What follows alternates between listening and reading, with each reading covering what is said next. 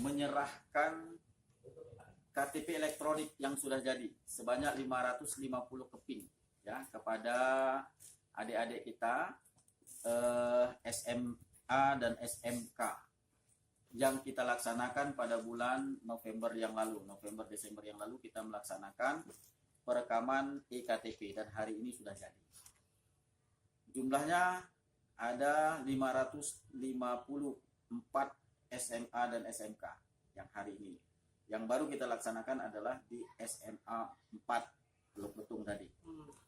Ini tindak lanjut dari berita yang pernah adik-adik ini tulis, yaitu kado Sweet 17 yang kita namai kado Sweet 17. Yang namanya kado adalah dihantarkan ya hadiah pemerintah Kota Bandar Lampung pada adik-adik, pada anak-anak kita yang berumur 17 tahun.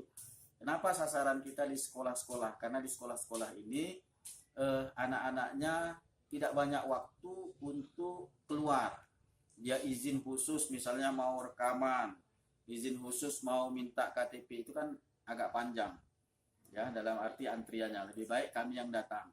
Ya, merupakan servis pelayanan yang kita namai tindak lanjut dari Sweet 17.